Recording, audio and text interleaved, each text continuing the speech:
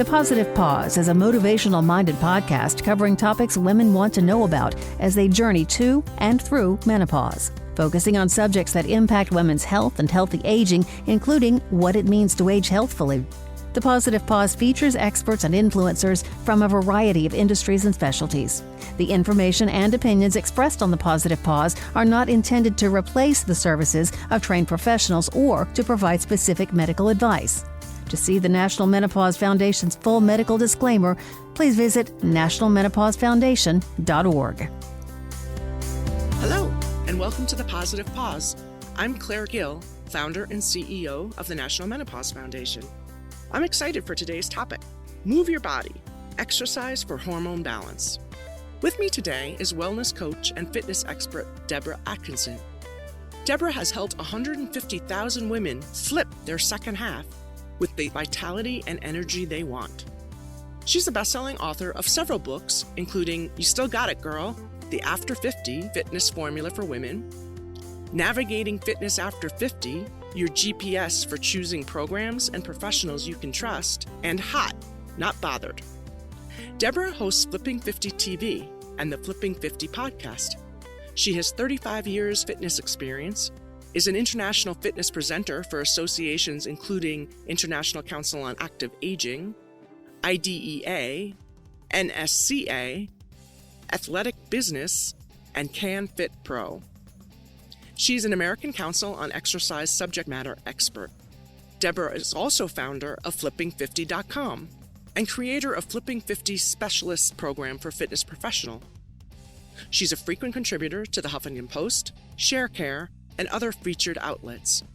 And she serves on the Education Advisory Board for medfit.org and acts as the MC for medfitclassroom.org webinars, as well as co-author of a new course on women's fitness and hormones for medfit.org. Thank you, Deborah, so much for being here today. We're delighted to have you talking with us about a very important topic. And one of the things that when we surveyed women about menopause, they said was one of the most important things they do to alleviate or to deal with the symptoms of menopause was exercise. So this could not be better timing. So let's talk a little bit about what are the differences between hormone balancing exercise and traditional conventional exercise prescriptions? Such a great question.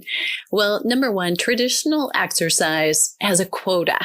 So we think everybody should have 3 to 5 sessions of cardiovascular exercise a week. We would say 2 or 3 times you should be strength training and doing 8 to 10 major muscle groups during that time and doing mobility and flexibility almost every day or most days of the week. That's kind of the biggest difference is there's a quota. And that's a blanket statement. So that's if you're 20, you're 70, you're male, you're female, and everything in between. It doesn't matter if you're pregnant, you're in perimenopause, you just hit puberty, it's all of it. So the difference between that and hormone balancing exercise is that we're really going to take into account what are the signs and the symptoms that your body is telling us that lets us know where you're at related to your hormone balance or imbalance. And most listeners are probably out there thinking, okay, things have changed for me. I've got hot flashes now I never had. Maybe I've got night sweats I didn't have, or I'm putting on belly fat I've never had. A lot of us wake up in the morning and think that wasn't there yesterday. and we don't know how to get rid of it because what we used to do doesn't work anymore. So if we're taking into account hormone balancing exercise prescription, it's all about, first of all, what's happening right now, what's not working. And we avoid this because this is the intuitive place that most women will go is, I'm going to exercise more. I'm going to do more of what's not working already and do it harder and see if then I get better results. And if you just say that slowly to yourself, that should sound a little crazy. We should be getting a little bit of feedback that this is actually good and then do more of it as opposed to it's not working. So try harder doing the same thing. Not so good. But it's been beat into us, conditioned into us that we should exercise more and eat less. And that dogma, that we've heard for decades is hard to shake. But in fact, it's exercise less, just make it more purposeful and eat more of the right things is actually a better prescription for hormone balance. That's so interesting. Why do you think that, given how many women enter menopause, perimenopause, postmenopause every day, why do you think this is still such a confusing topic? Why do women not already know this? Why are we not already getting this advice from our healthcare professionals or from resources as we enter this time of life? Well, and don't forget, from fitness professionals. Why are fitness professionals not saying this? There's a really good reason, and that is only 39% of all sports medicine and exercise science research features females. So a fraction of that features a female at any one phase of her life, whether that's in adolescence or it's when she's pregnant or it's perimenopause or menopause or postmenopause. So there's not a lot of research out there, first of all. Most exercise research features males, young, in fact, fit, if not athletic males. So to say that a new study about fat burning that featured fit 20-something males who are at their peak of muscle mass would also apply to a woman who's 55 at the peak of fat storage and get the same results. That's crazy. That's a lie. And yet, right, that's how we get it in the media. There's a new study. This is the best fat burning exercise, but nobody conditions us or tells us to say, wait a minute, who were the subjects in the study? Were they like me at this moment in my life? Will this apply to me, or why might it not? Why might it backfire on me? So we haven't been conditioned to ask that. And it's nobody's fault. A fitness professional doesn't go out to set out to tell you the wrong information, but the textbooks that we've been using, the guidelines and position statements we've been using about exercise, in some cases can apply generally to both genders and in a wide variety of ages. But at midlife, women become very different. Here's why they're not used or featured. Because their hormones, their metabolism, their body composition, and even their socialization is very different. And the funny thing is, that's exactly why we need more research, and so we've really got to wait. It's happening very slowly. There's a trickle effect. More research is coming out on women in perimenopause and featuring women in postmenopause.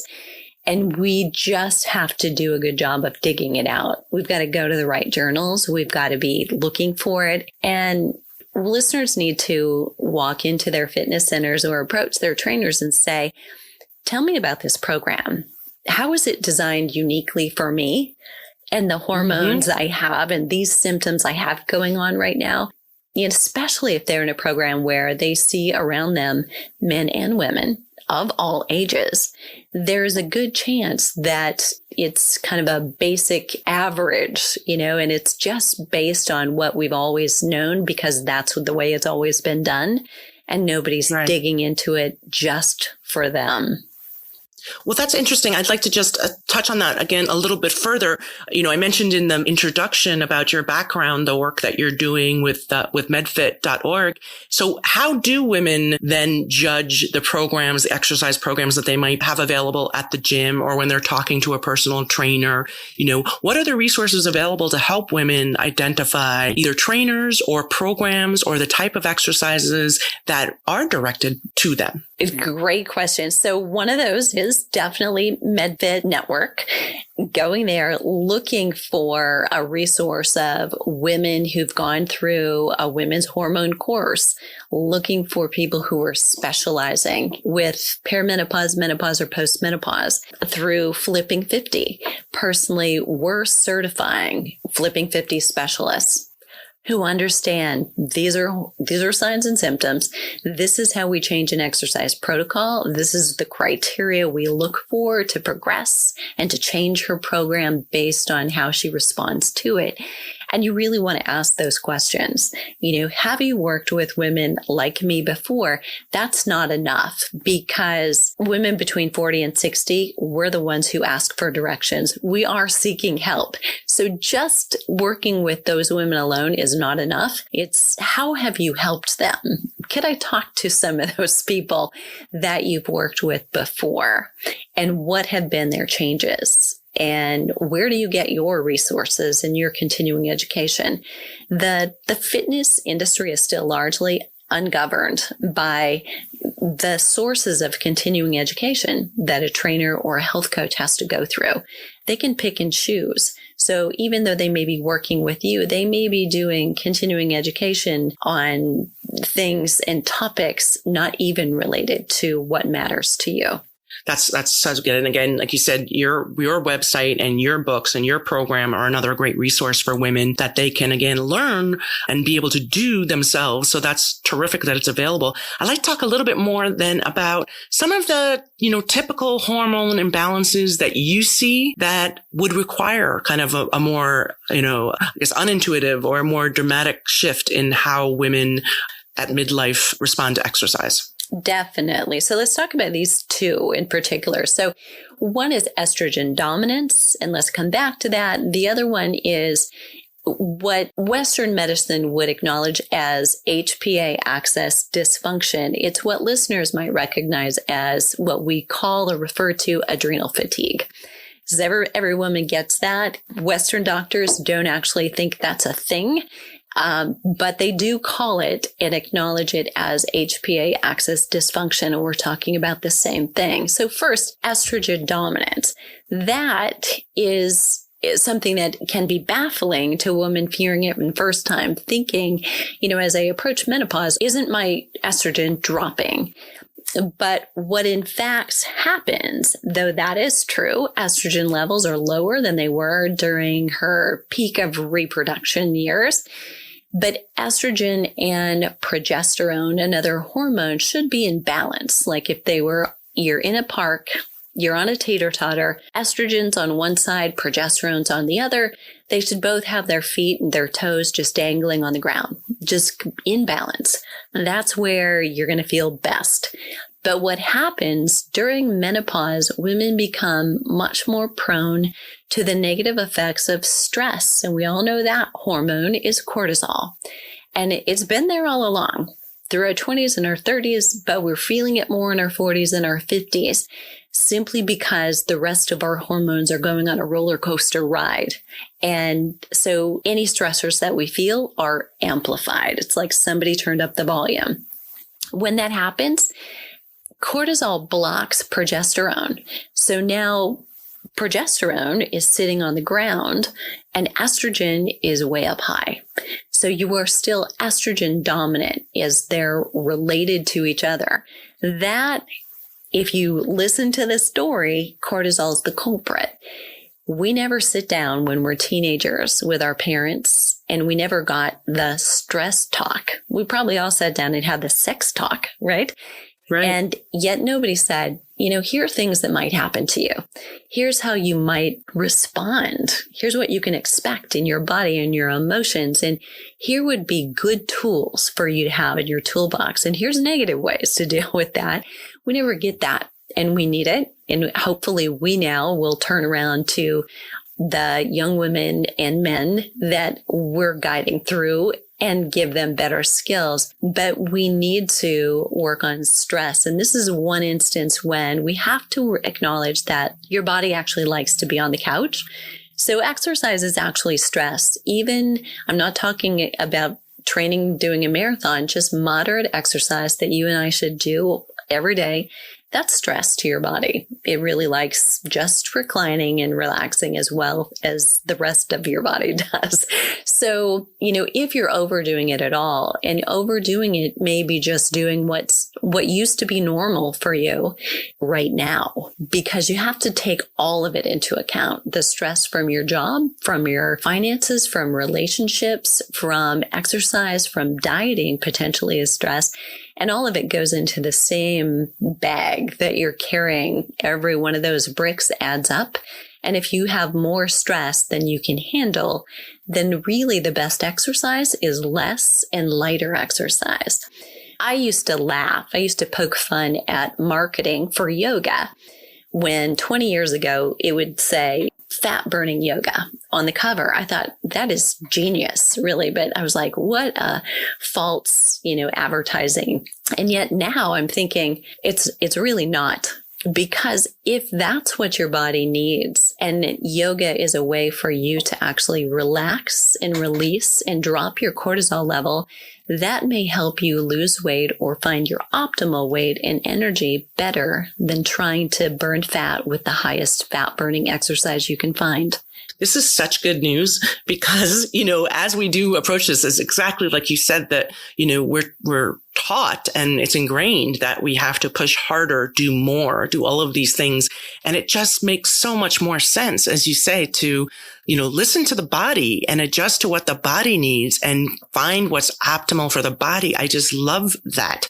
I also, I'm curious then. So as women are experiencing some changes, thinking about the fact that they might be, in perimenopause or approaching this. Obviously, we have lab tests that our gynecologists can do. Mine did to tell me, oh yeah, you're not menopausal, you're perimenopausal at this point, and here's what that means. But I was very fortunate that I have a doctor who actually does that. I know that's not always the case. So what are some of the other ways that women can self-assess if she's not had these tests to say, oh, I might need to adjust based on what my body is telling me. I might need to shift how I exercise. Yeah, great question. And back to you testing, how fortunate for you that now you've got a benchmark of, here's where you are. And so if things do go haywire down the road, you have a benchmark to look back at, when I was here feeling this, that's where my numbers were. So you have a norm for you, not comparing you to anybody else, but just you. So awesome. But the body never lies. Really back to, why it's so good to actually pay attention to what's my response to the exercise I'm getting now. But the body never lies. And so there are ways that we are affected by our hormones that even if we haven't had lab tests, and I think even if we have, because sometimes you can get a lab test back, it will tell you you're in the norms. But honestly, a lot of people who don't feel good make up norms. Right? So if you want optimal, that's not the same as being in a normative value. So you should still take into account if you feel like crap and you're in the norms, keep asking questions. Don't just settle for, I must be crazy, right? That's not true, right? So things that go haywire because of hormones include your digestion. So look at, what's happening right now for you. And is that the same as 5 years ago? And benchmark this regularly. But do you have gas? Do you have bloating? Do you feel like you're 7 months pregnant? You'd be surprised how many times I hear that. And it's not a core exercise problem. It's not that. It's related to hormones, and overall exercise can help that, but sometimes less, not necessarily more. Your elimination. A lot of women that I work with never have a conversation with their doctor. They certainly don't talk about it with their spouse and really not with their friends, but they put up with it and they think, well, that's just my normal or my normal now.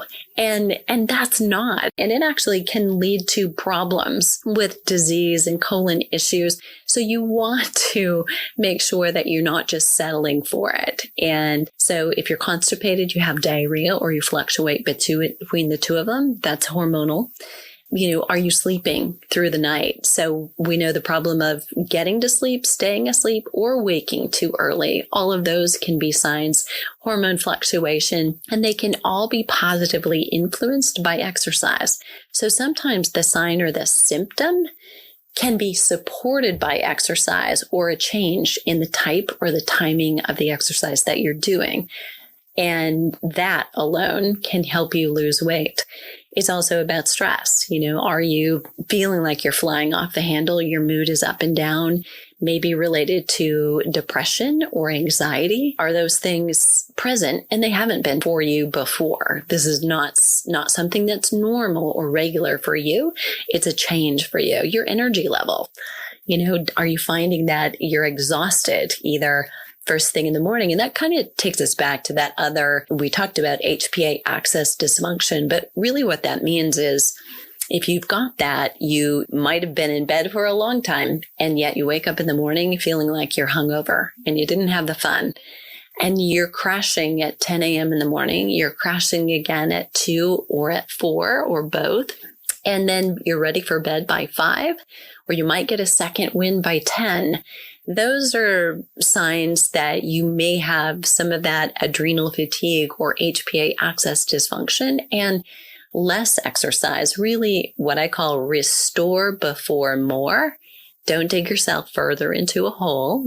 Fill it up first, getting lots more rest, maybe doing some walking, some yoga, but also strength training, but in small bits, small short bits, not to wear yourself out. There's a big difference between getting tired or getting better with the exercise that you're doing. That's fascinating. And like you said, it seems to make just such sense.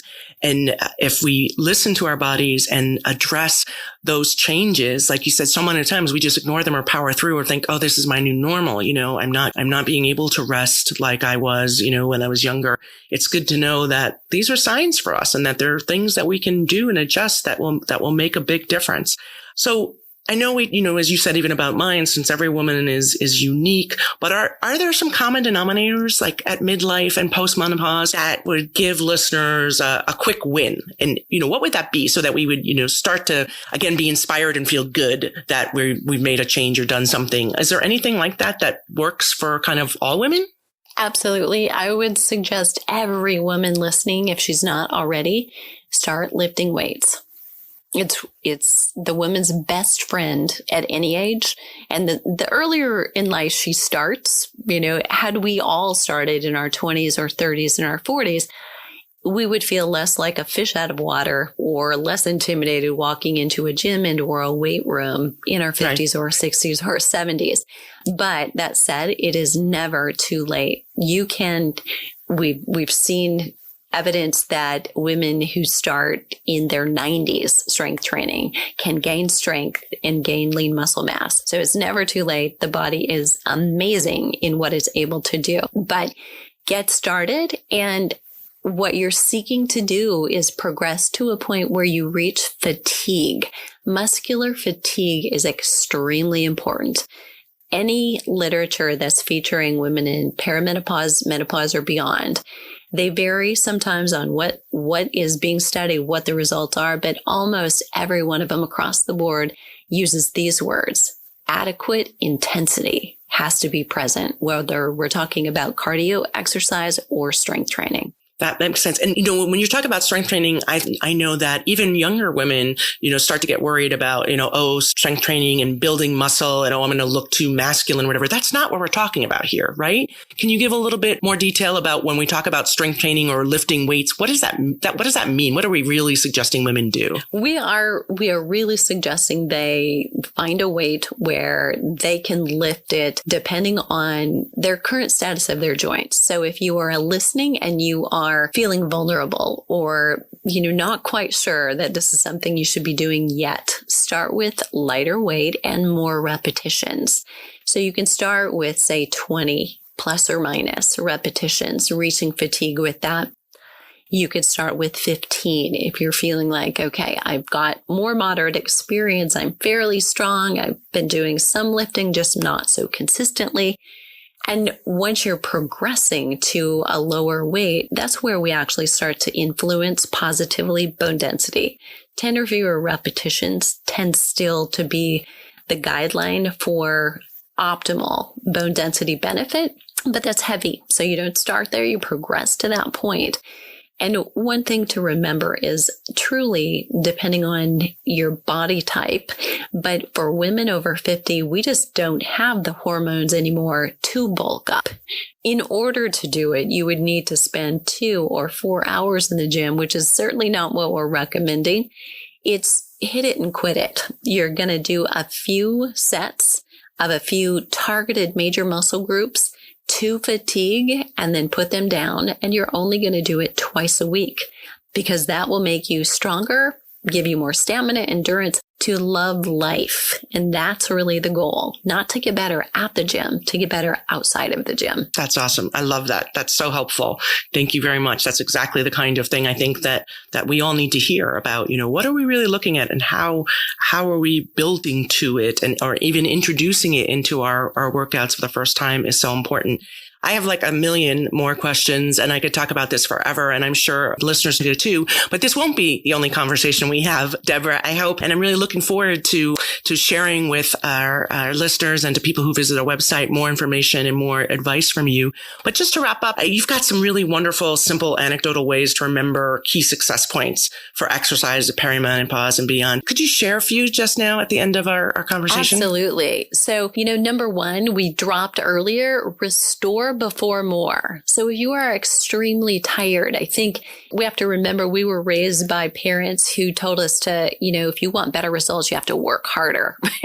And we might have heard energy creates energy, but if you're really tired, you're really feeling like all the time I'm tired, I could lay down, restore before more. So take a week and see how you feel after that. Get as much sleep as you can. Do some walking, some light activity, be moving, but don't worry about the exercise. Let it go.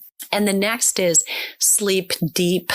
If we exercise and we eat well, we still, if we're not sleeping, don't have the right hormones present to make that exercise help us with our fitness. We need testosterone, growth hormone, and cortisol to be optimized, and that happens with sleep. So you can find ways and tricks to sleep better. Those of you who are out there thinking, I wish I could, there are ways to do that. And then, one more is to go pro. And this may drive a little controversy, but we have to be getting adequate calories and adequate protein distributed throughout the day to support lean muscle mass and to discourage fat storage and help us with fat burning. So just examining, what are you really doing? What are your numbers really? And is it matching the goals that you have for yourself? That's wonderful. Thank you so much, Deborah. This is terrific. And we will make sure that we have access to flippin50.com and to your connection with medfit.org and the MedFit Network available to listeners on our website. And again, I look forward to continuing this conversation. Thank you so much for being here. Thanks for having me. Thank you for joining us for this episode of The Positive Pause. For future episodes, please visit our website, www.nationalmenopausefoundation.org. For more information about Deborah and her programs, please visit her website at flipping50.com. If you have ideas or topics you'd like to suggest for this podcast, please email us at info@nationalmenopausefoundation.org. Thank you.